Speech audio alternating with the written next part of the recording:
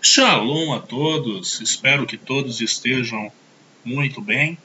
Pediram que eu fizesse um shiur sobre sonhos. Eu quero inicialmente dizer que este estudo, grande parte dele, está embasado nos ensinamentos do Rabino Avraham Chachamovitz.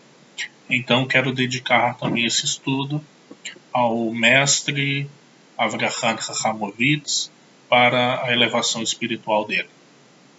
E também para a Leilui Nishmat, elevação da alma, da avó da minha esposa, Josete Lemos, e também para a elevação espiritual da alma do meu avô, José Heleno, e também para a cura das pessoas que assim o pediram, né? Sofia de Souza Queiroz, Simone Felício de Souza Macedo, Débora Silva de Souza, Leila Jorge Macedo, Luzilane Souza, Sebastiana Souza e Jair Rodrigues. Assim também como, né, para a cura física, mental e também a elevação espiritual de todos nós que fazemos parte do grupo. O estudo sobre sonhos, grande parte do que se fala sobre sonho na Torá está na Parashá Miketz, que é a Parashá que fala justamente de Yosef, de José, né, conhecido como José do Egito, onde nesta Parashá Yosef ascende à liderança da terra do Egito, tendo somente ao faraó acima de si, vindo este, Yosef, a ser o segundo governante no Egito, o governador de todo o Egito. Esta elevação extraordinária de escravo a primeiro-ministro vem da habilidade de Yosef de interpretar um sonho. A Parashá começa com o sonho do faraó sobre as famosas espigas, né, que eram, ele viu primeiro as espigas cheias e vacas gordas, e depois a espiga murcha e vacas magras. Yosef então interpreta esses símbolos como uma abundância prestes a ocorrer e também uma fome a ocorrer sobre o Egito e o mundo. Faraó fica impressionado e o recompensa. Aprendemos através da Torá que os sonhos eles têm grandes significados. O mestre Rabbeinu Bahaya escreve no seu comentário da Torá que os sonhos vêm de 3 origens diferentes. Os sonhos podem ser causados por aquilo que nós comemos. Tais sonhos não têm valor ou significado, né? O que nós chamamos particularmente de sonho de barriga cheia. Os sonhos podem ser causados por nossos pensamentos enquanto estamos acordados, ou seja, tudo aquilo que nós fizemos durante o dia, e também aquilo que nós levamos, né, um pouquinho antes de dormir, pois a ciência diz que os últimos 5 minutos antes de nós agarrarmos no sono, ele é muito importante. E é por isso que nós judeus recitamos o Shema antes de dormir. Esses sonhos, né, que é o do dia a dia, eles não têm um significado também. Ele não é considerado importante. Esses sonhos são exclusivamente psicológicos por natureza, né? Então, tanto o sonho por ter comido, às vezes nós comemos demais, e inclusive esses sonhos podem causar pesadelos, e o sonho do dia a dia, eles não são considerados importantes no sentido espiritual.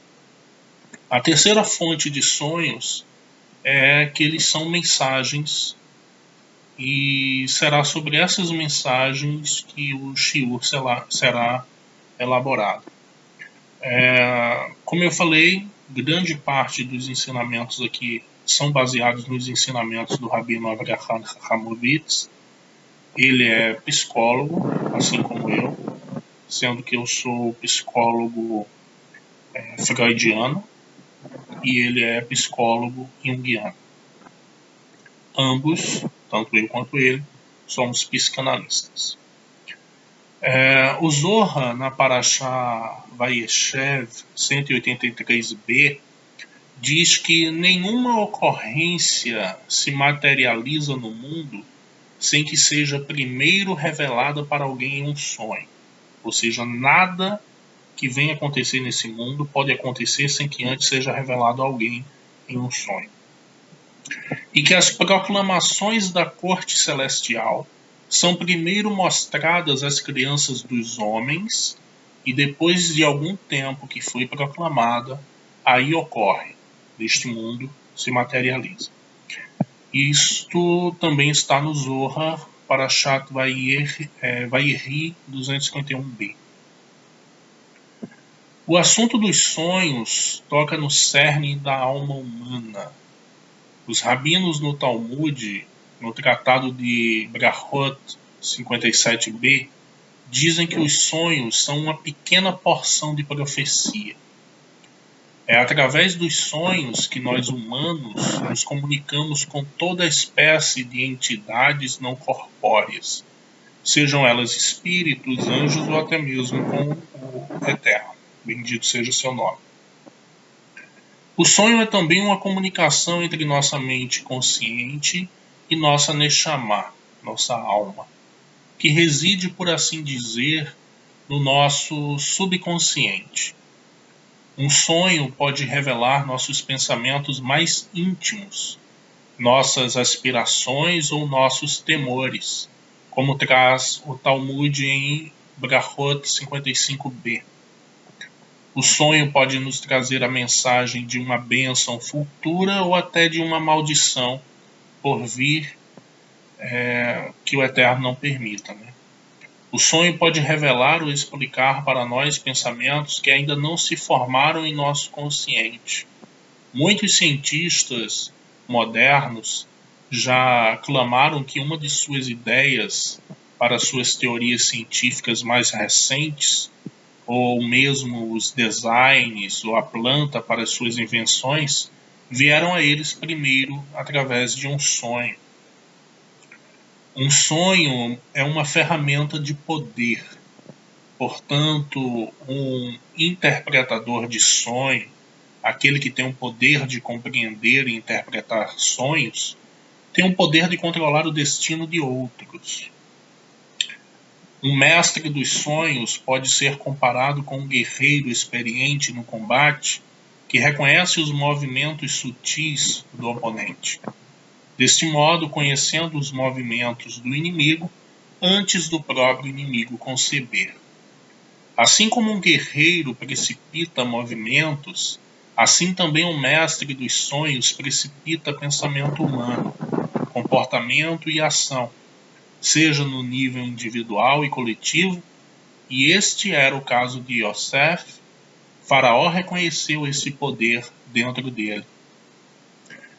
Nossos rabinos afirmam que líderes de governos recentemente recebem mensagens do alto que dizem respeito a assuntos de seus países. E eu falo isso aqui porque para que as pessoas não pensem que isso só aconteceu com o Yosef na época do Egito.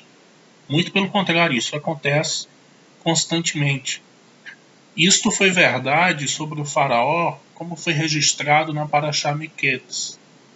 O presidente americano Donald Reagan usava os serviços de um astrólogo para ajudá-lo a planejar seu calendário, e isto é de conhecimento público.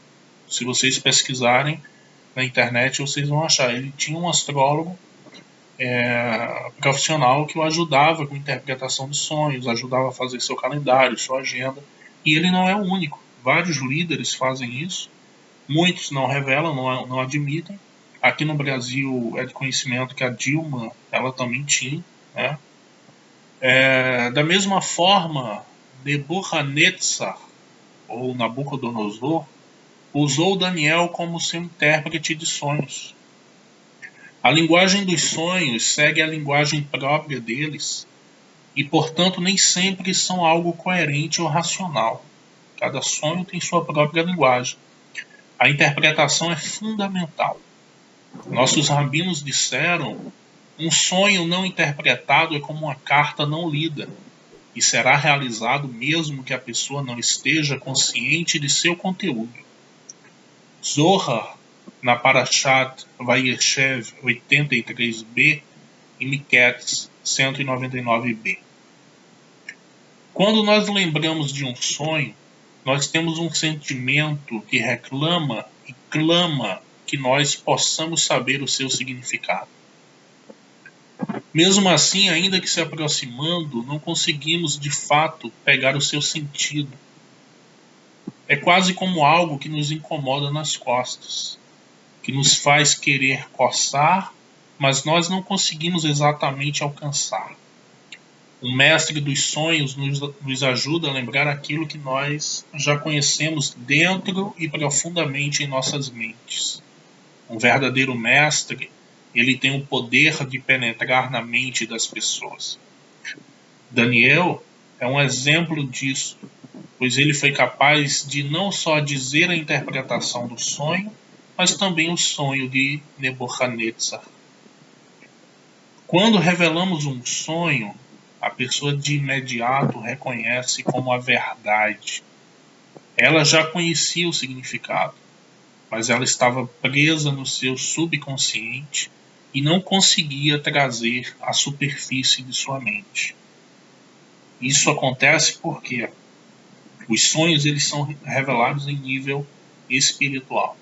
Então a pessoa, ela acorda, ela lembra do sonho, ela sabe o significado, mas esse significado, como está no seu nível de inconsciente, ela não consegue trazer para o consciente. Quando ela alcança a revelação do sonho através de um interpretador dos sonhos, ela então reconhece que aquela interpretação é a interpretação correta. Por isso a analogia como algo que coça nas costas, você tenta alcançar, você sabe que está lá, mas você não consegue coçar dependendo do local que está. É como se fosse esse inconsciente. Então é necessário que alguém coce as suas costas, que é a analogia, como se estivesse acessando o inconsciente e trazendo para o consciente.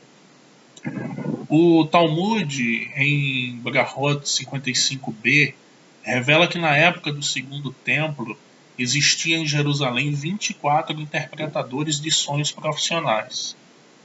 Ou seja, tinha 24 pessoas de nível extremamente elevado para interpretar sonhos. E certa vez o Rabi Biná teve um sonho, e ele foi a cada um desses interpretadores para alcançar o seu significado, e cada um desses interpretadores assim o fez de modo diferente. Foram 24 interpretações diferentes, e isto pode levar alguém a pensar que a interpretação do sonho é nada mais que subjetiva. Entretanto, Rabi Biná afirma que cada uma das 24 interpretações ocorrera de fato. O Talmud afirma que o sonho segue a sua interpretação. Então nós temos que ter muito cuidado com quem nós vamos falar, quem é que vai interpretar os nossos sonhos. O Santo Zohar, na porção de Vayeshev 183a, diz que ninguém jamais deveria contar seu sonho para alguém que não seja seu amigo querido ou próximo, para que desta maneira seja assegurada uma boa interpretação com bons olhos e, portanto, um resultado positivo. No século XVI viveu Rabbi Shlomo Almoli, e ele escreveu um manual muito famoso de interpretação dos sonhos, conhecido como Sefer Yitron Halamot, que estabelece a moldura para a interpretação com uma riqueza grande de interpretações. Tão valiosa e respeitada é a obra de Rabbi Almoli que, interessantemente, Sigmund Freud, o pai da psicanálise, da qual eu sou psicanalista, faz menção desta obra no seu livro A Interpretação dos Sonhos. Freud e Carl Jung construíram seus sistemas baseados nos princípios que nossos santos rabinos usaram por séculos. Algumas dessas interpretações são encontradas no Zohar, como as interpretações que citarei agora. Por exemplo, nossos sábios dizem que você sonhar que viu um camelo, que por sinal a palavra camelo em hebraico significa gamal, a pronúncia gamal, significa que a pessoa foi sentenciada à morte, mas o decreto foi rasgado, ela foi salva, pois gamal tem o som como a palavra em hebraico gomel, que significa compensar ou oferecer. E é interessante que na oração da Amidá, recitada 3 vezes por dia, que nós judeus fazemos, ela se refere ao Eterno como Gomel Hassadim Tovim, aquele que oferece a bondade e a misericórdia. Portanto, quando o Eterno deseja manifestar sua bondade misericordiosa, ele mostra para aquele que está sonhando o gamal, o camelo, para que ele se lembre que o Eterno é o Gomel, é o misericordioso, é aquele que faz a misericórdia com as pessoas. Então a pessoa que tem esse tipo de sonho, ela deve ficar atenta, pois ela estava passível espiritualmente da punição com a morte. Mas por algum motivo o Eterno, pela sua benevolência, não aplicou essa sentença. Então é interessante fazer uma revisão dos seus sonhos, né, de acordo com os elementos que houveram nos sonhos, para procurar nesse mundo, na nossa realidade, aquilo que estamos fazendo de errado e nos corrigirmos. Por outro lado, aquele que sonha com a letra Tet no sonho, verá o que é bom. A razão é que a letra Tet é a primeira letra da palavra Tov, que significa bom. Outras palavras, obviamente, também começam com esta letra, mas Tov é a palavra mais associada com esta letra. No Zohar, Vaikra 14b, a pessoa que vê vinho num sonho, se for um rabino que teve esse sonho, é algo bom. Agora, se não é um rabino, então, e a pessoa sonhou com vinho, então significa julgamento. Por quê? O estudo da Torá é comparado a um vinho refinado. Portanto, para um rabino ou uma pessoa que tem como função primária a Torá, ver um sonho, o vinho, é o símbolo da própria Torá. Agora, isto não é verdade para o ignorante, que não tem a mesma ligação espiritual e mental com a Torá. Para o ignorante, ele precisa interpretar por outras maneiras, e essa outra maneira é aquilo que o vinho realmente é, o que o vinho realmente pode causar: intoxicação. Pois a intoxicação leva ao comportamento inapropriado e, portanto, ao julgamento. Por que a interpretação de um símbolo, nós podemos perguntar, num sonho muda totalmente de uma pessoa para outra? A resposta é que todos os símbolos dos sonhos são altamente individualizados. Da mesma maneira que somos diferentes um dos outros no nosso pensar, também somos totalmente diferentes em nossas mentes subconscientes. De qualquer maneira, existe um nível de pensamento coletivo, onde estes símbolos significam as mesmas coisas para um grupo específico. Em psicologia junguiana, estes símbolos são chamados de arquétipos, do coletivo subconsciente. Jung foi mais além e disse que cada nação ou grupo racial tem suas próprias subdivisões raciais dentro do subconsciente coletivo de toda a humanidade. Isto se parece muito com os ensinamentos místicos, que diz que toda a humanidade era unida como uma só dentro de Adam, e devido à queda, essas almas se separaram em nações e Israel sendo escolhida pelo Eterno para ser a sua porção. Somente uma pessoa treinada e capaz de penetrar no subconsciente coletivo da humanidade será capaz de penetrar e pegar esse conteúdo in natura, cru, subconsciente, psíquico. Desta forma, ser capaz de trazer sentido para esses símbolos confusos e contraditórios da humanidade. Somente uma pessoa que é treinada nesses assuntos pode compreender sonhos corretamente. Um fator importante sobre a interpretação dos sonhos é conhecer que nem tudo num sonho, e aqui eu repito, prestem atenção, um fator importante sobre a interpretação dos sonhos é conhecer que nem tudo num sonho, mesmo a mensagem do sonho, é completamente verdade. Então não podemos, de forma alguma, tomar um sonho como uma verdade total. E mais na frente eu vou explicar por quê. O Zohar, em Vayetzer 150b, diz que existem sonhos dos quais são verdade e sonhos dos quais são mentira. Ainda mais que isso, os rabinos no Talmud, em Brahot 55a, ensinam que não há sonho algum que não tenha algum aspecto de mentira dentro dele. E aqui eu vou citar como exemplo o sonho de Yosef, o próprio sonho da Parashá Miketz. Yosef ele sonhou por 2 vezes que o sol, a lua e as estrelas se prostravam diante dele e o adoravam. Obviamente o sonho fazia referência ao período que ele se tornaria futuramente governador do Egito, ou seja, a segunda pessoa em poder em todo o Egito e praticamente em toda a terra, porque o Egito naquela época governava toda a terra, quase toda ela, rivalizava com a Babilônia. Só que esse sonho ele não se cumpre totalmente. De fato, ele se torna governador do Egito. De fato, as nações da terra passaram a depender dele. De fato, o Egito se tornou mais poderoso e ele, consequentemente, também se tornou poderoso. De fato, a família dele o procurou. De fato, os irmãos dele se prostraram perante ele. Mas a lua, que era a mãe dele, já havia falecido há muito tempo.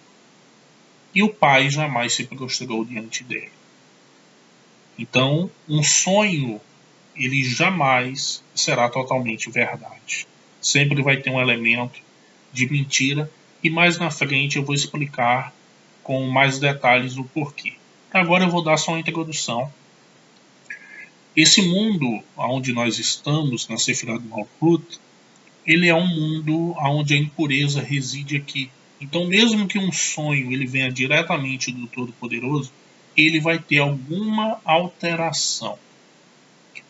Obviamente que a fonte, quando é o Todo-Poderoso, e esse sonho vem direto do Todo-Poderoso, ele chega com o maior nível de pureza possível.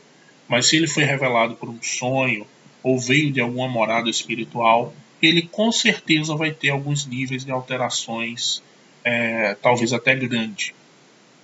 E foi o que aconteceu com Yosef, né?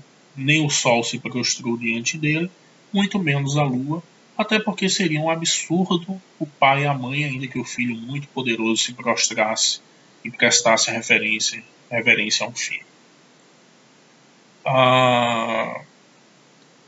As referências relacionadas a isso, as alterações que podem haver nos sonhos, está na interpretação de Rashi, da Parashá de Bereshit, em capítulo 37 e 10, e também o Zohar na Parashá de Vayeshev 183a. Toda vez que um sonho é interpretado, o intérprete precisa buscar limpar a informação periférica que não traz consequência real ao sonho. Ou seja, a pessoa que vai interpretar o sonho, primeiro ele tem que lhe conhecer muito bem. O recomendado é que ele lhe conheça bem. Se a pessoa é uma pessoa que tem um conhecimento muito elevado de interpretação dos sonhos, ele vai conseguir te interpretar da melhor maneira o sonho que você teve, mesmo que ele não te conheça. Mas é recomendado, né? O ideal seria uma pessoa que entende muito dos sonhos e também que te conhece na tua vida íntima, pessoal. Como nós vivemos num mundo que não é tão perfeito, ou seja, não tem como conciliar uma pessoa que tem grande conhecimento, porque o mundo está escasso dessas pessoas que têm grande conhecimento de interpretação de sonhos e que por acaso ela também te conheça. Então, pelo menos que seja uma pessoa que tem grande conhecimento, ainda que não te conheça. É melhor do que uma pessoa que te conhece e não tem conhecimento de interpretação de sonhos de forma correta. Então, o intérprete, todo intérprete, quando ele ouve um sonho, ele precisa buscar e limpar a informação periférica que não traz consequência real no sonho. Ou seja, aquilo que pode ser descartado, pois possivelmente aquilo que pode ser descartado foi alguma alteração na mensagem original, que era o sonho, que era a revelação para você. O intérprete dos sonhos precisa estar também consciente que nem todas as mensagens vêm de fontes santas. Muitos sonhos são relatados, na maioria das pessoas, pelas forças do mal, chamado em hebraico de Sitra Ahra, ou o outro lado. O grande cabalista Rabbi Yehuda Fatia, de abençoada memória, no Sefer Minhat Yehudá, na Parashat Miketz, explica em detalhes como distinguir sonhos que vêm de anjos e aqueles que vêm de Shedim. No Shiur, a Cabala dos Sonhos de Rabbi Yehuda Fatia, ele avisa que os Shedim não são estúpidos e eles sabem muito bem como seduzir a humanidade enquanto ela está dormindo. Essas entidades impuras aprendem a arte de replicação e podem mostrar ao indivíduo nos seus sonhos símbolos espirituais, celestiais e sublimes que são falsos. A pessoa então acredita que ela está recebendo uma mensagem celestial extraordinária, maravilhosa, quando de fato a sua alma está sendo enganada em se tornar um agente do mal. Assim como existem pessoas sem escrúpulos no mundo, buscando enganar e ludibriar as pessoas para conseguir seus propósitos no mundo, da mesma forma existem seres espirituais buscando a mesma coisa. O mundo dos sonhos é o domínio do subconsciente. E deste modo é de fato e legitimamente o domínio dos espíritos, ambos bons e ou ruins. Portanto, cada um de nós, quando sonhamos, precisamos estar muito atentos, ter muita cautela, precisamos saber como controlar nossos sonhos.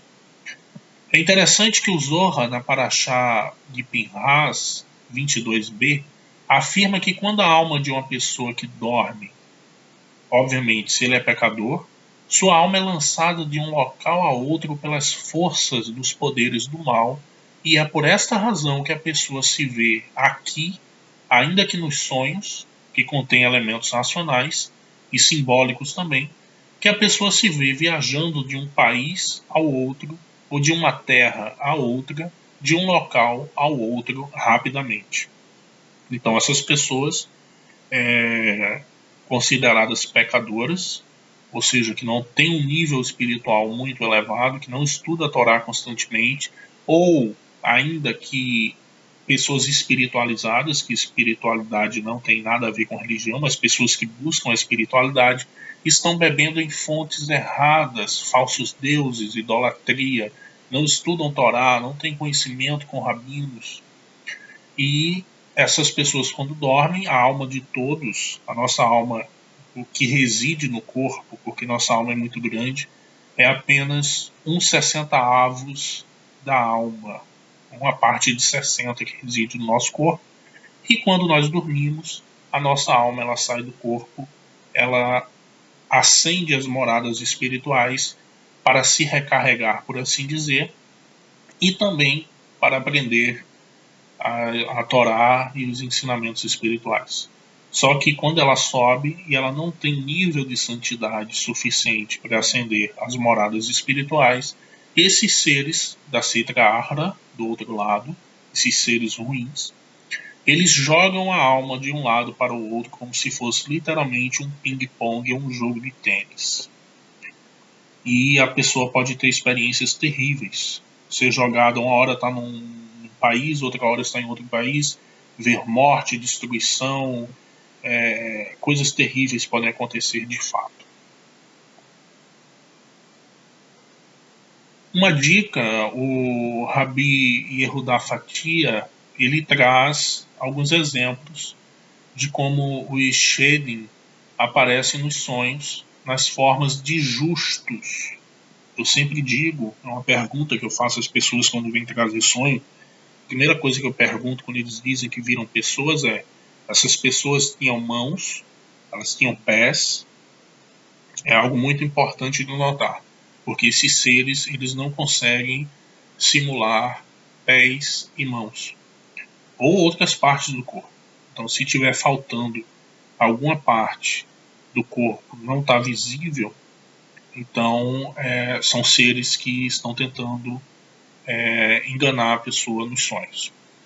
Então, o Rabi Yehuda Fatia, ele traz alguns exemplos desses seres, chamados de Shedim, né, plural, ou Shed no singular, que eles aparecem nos sonhos, na forma de justos. Então, eles sempre querem passar a ideia de que são justos, ou mestres, né, muito comum, que vão ensinar algo espiritual.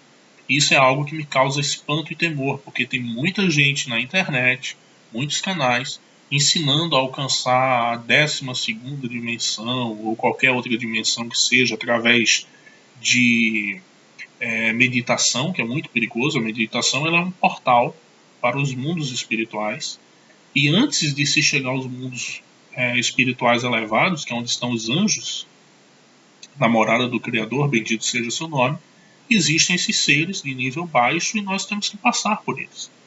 Então, essas pessoas que não têm conhecimento com a Torá, não têm conexão com as coisas espirituais, que tipo de conexão elas vão acessar? E todos eles sempre dizem a mesma coisa.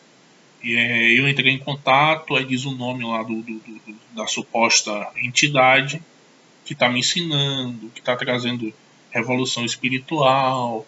E cada uma dessas entidades sempre falam aquilo que a pessoa está inclinada a ouvir. Contam histórias mirabolantes de povos, de raças alienígenas ou qualquer coisa do tipo, né? Então eles sempre vêm com essa aparência de justos ou de algum mestre que vai ensinar alguma coisa espiritual para essas pessoas. Eles podem mostrar para a pessoa que está sonhando imagens do céu, do trono celestial ou até símbolos cabalísticos. São pessoas completamente impuras, sem retidão, distantes da Torá, mas que acham que recebem estas coisas da luz e acham que estão estudando Cabala misturada com alguma outra coisa em algum outro lugar. Fazendo o que mais se faz por aí, que é fomentar suas autoilusões, sua vaidade e egocentrismo. Nada a ver com a Torá, obviamente. E tudo isso é feito na tentativa de convencer o sonhador a acreditar que aquilo que está sendo enviado a ele é verdadeiro, e deste modo as forças do mal capturam para eles mesmos outra alma. Ou seja, através dessas influências, desses sonhos constantes, a partir do momento que essa alma passa a acreditar que realmente está em contato com algo elevado espiritualmente, ela acaba se tornando uma presa desses seres. Eles sempre começam mostrando imagens de santidade para convencer a pessoa que aquilo que ela está vendo é kasher, é bom, é correto.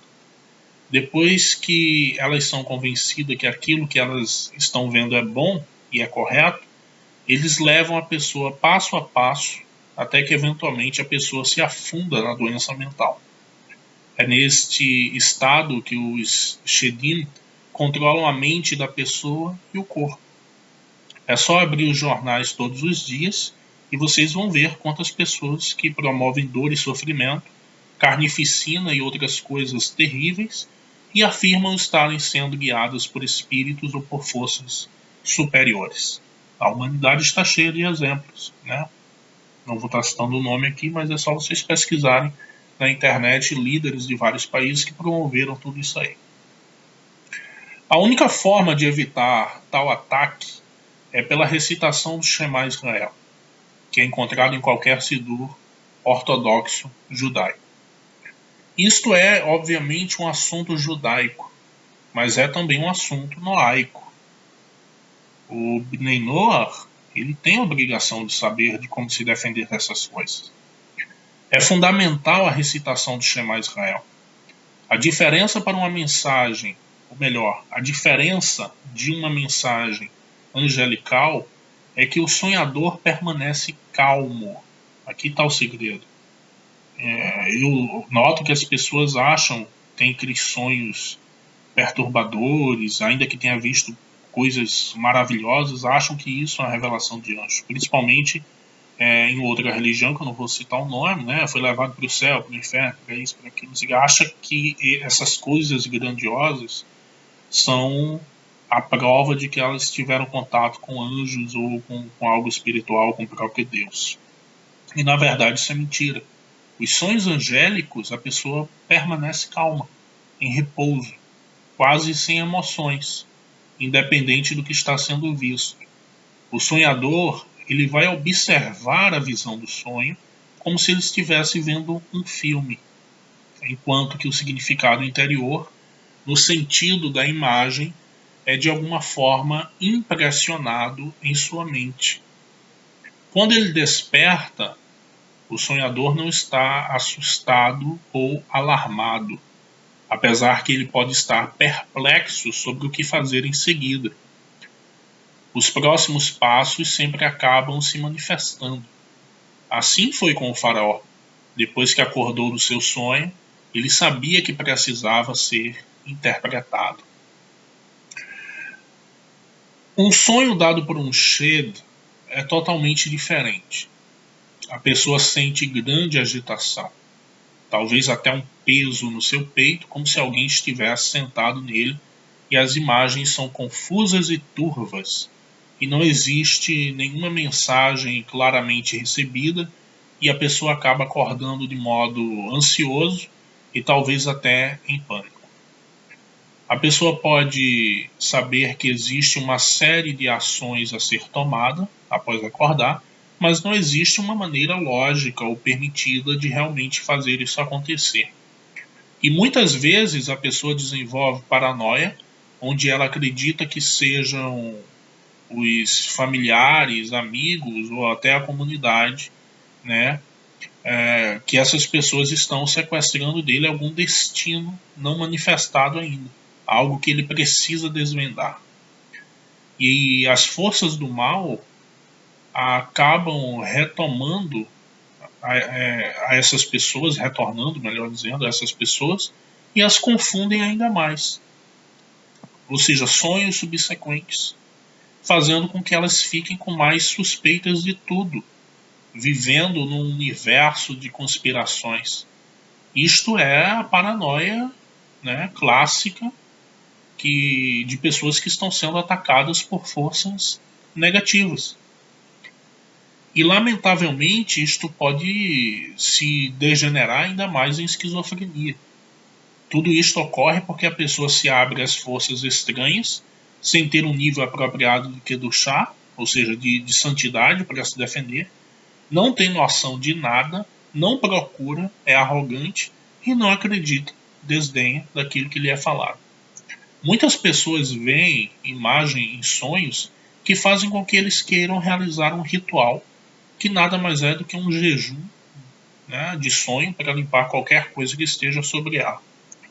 O Zohar em Emor 105b diz que não é por nada que assuntos se revelam em sonhos. Todos eles têm um motivo. Porque a pessoa deveria orar e pedir por misericórdia. O Rabi Yehudá Fatia diz que os Shedim têm conhecimento de símbolos específicos dos sonhos que, quando vistos, faz a pessoa querer jejuar. Uma vez que a atividade desses seres é tão prevalecente hoje em dia, o Rabi Fatia escreve que, ao invés de jejuar, é melhor que a pessoa reze. Recite Terrilim, Salmos, e acima de tudo, dê tzedakah. Como está escrito, a tzedakah ela salva da morte. E eu já dei um exemplo, um dos shiurim, eu falei um exemplo que aconteceu comigo, né, e realmente fui salvo da morte. Realmente a balança não pendeu para o meu lado devido a algo que eu havia feito. Então a tzedakah é a chave. Estes atos espirituais aumentam a kedushá, a santidade da pessoa, e são eles mesmos, né, elas mesmas são grandes mitzvot, são grandes mandamentos. Outro fator sobre sonhos é que é importante se lembrar é que o fator psicológico e espiritual são frequentemente um e um mesmo. Portanto, a pessoa não deveria rapidamente desdenhar a influência psicológica que os sonhos têm sobre nós, ou o controle que ele pode ter sobre nossos sonhos, e até a hipnose são algo relacionado proximamente, de modo que ambos podem plantar pensamentos lá, profundos dentro de nossa mente, e que possam somente emergir à superfície em tempos mais tarde. E essas pessoas, por assim dizer, possuídas por seus sonhos, fantasias ou ilusões, todos os tipos de imagens acabam se sobrepujando em estado de sonhos que dificultam muito a compreensão, principalmente por pessoas não preparadas. O estado psicológico é algo tão importante que o Zohar, em Miketz 199b, diz que a pessoa precisa se lembrar de um bom sonho, e aí ele será realizado. Entretanto, se o sonho é esquecido no coração do homem, ele também será esquecido acima, nas moradas espirituais. Isto porque, ou melhor, isto parece significar que sonhos e o seu desejo de eles serem realizados tem muito a ver um com o outro. Em outras palavras, se a pessoa pode materializar a realidade dos seus sonhos, então a pessoa tem a habilidade de materializar esses sonhos em realidade também. A Kabbalah diz que a realidade inicia seu processo de materialização na mente. Se você quer que algo tenha sucesso, comece a ter este sucesso primeiro em sua mente, a vivenciar a realidade do sonho desde algo primeiro em sua mente. Quando uma pessoa sonha um sonho, essa realidade predomina da mente do indivíduo e tem o desejo real de alterar a realidade externa para que se conforme ao sonho. Os sonhos são enviados para nós para que possamos ser direcionados ao Eterno, bendito seja o seu nome. Não é sonhar considerado como um sinal de que a alma não ascende durante o sono, né? A alma ela sobe, toda alma ela sobe. Se dormiu, ela tem que subir. Só que existem pessoas que não lembram de seus sonhos, e isso é perigoso, porque sonhar é bom, seja no nível físico, biológico, seja no nível espiritual. Tem que existir esse sonho, essa lembrança do sonho. Como eu falei, tente lembrar de algo bom para que ele aconteça, né? Da mesma forma, se você teve um sonho ruim, esqueça ele no seu coração, como fala a Kabbalah, pois ele não vai acontecer. Da mesma forma que ele some aqui, ele também some no reino espiritual. O Zohar, em Emor 105b, diz que a pessoa que não tem assuntos revelados a ele nos sonhos é chamada de uma pessoa má. Os sonhos implantam a mensagem dentro de nossa psique, de nossa mente. Então, quando nós despertamos, talvez nós não conhecemos ela, essa mensagem que foi implementada. Mas nós fomos sim programados, por assim dizer. Nós recebemos a mensagem e o conhecimento interior que direcionará os pensamentos em nossas mentes, os sentimentos em nossos corações e o curso de eventos em nossas vidas. Em Jó, capítulo 33, versos 14 ao 18, diz assim: Antes Deus fala uma e duas vezes, porém ninguém atenta para isso. Em sonho ou em visão noturna, quando cai sono profundo sobre os homens e adormecem na cama.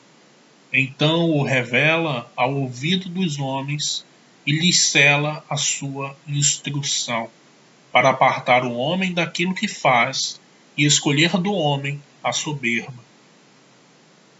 E esconder, do homem a soberba, para desviar a sua alma da cova e a sua vida de passar pela espada.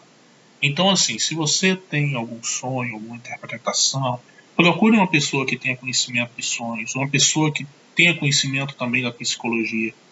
Né? Eu acho interessante hoje em dia que muita gente se diz cabalista, não sabe nem o que é cabalá e não sabe o que é necessário para ser cabalista.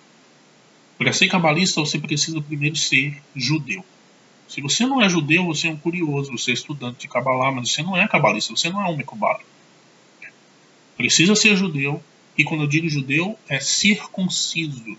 A circuncisão é chamada no Talmud, na Cabalá e na Torá também, de o nome de Deus. E poreis o meu nome sobre os filhos de Israel. Quando ele diz pôr o nome, significa fazer a circuncisão.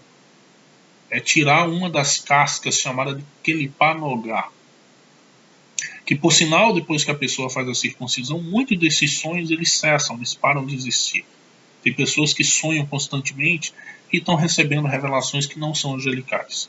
E quando faz a circuncisão, tira o prepúcio, que é chamado de kelipá nogá, esses sonhos, essa interferência, ela para. Esses seres não conseguem mais ter conexão com a pessoa, pois a pessoa agora está com o nome de Deus sobre si, escrito em seu próprio corpo. E então é necessário para ser um cabalista, primeiro ser judeu, obviamente circunciso, segundamente psicólogo, ele tem que entender da mente humana, e também tem que ser um Talmid Raham, tem que ser um estudioso da Torá. Assim define o maior cabalista da nossa época, ainda vivo, o Lightman, né, que um cabalista ele precisa dessas três coisas. E assim sempre foi. Nossos sábios eles tinham conhecimento da psique humana, da psicologia, embora ainda na época não se usasse esse termo. Eles tinham grande conhecimento da Torá e obviamente também eram circuncisos. Então assim, essa é a introdução. Ficou longa, de todas as aulas que eu já dei até agora foi a mais longa. Peço desculpas por ter se estendido tanto, mas como eu tive que trazer as referências, então ela teve que ficar longa essa primeira parte. As outras partes elas vão ser menores, pois, como eu já citei, as fontes vai dar para fazer um pouco menor. Shalom a todos, espero ter tirado dúvidas e se houverem mais dúvidas, não hesitem em perguntar.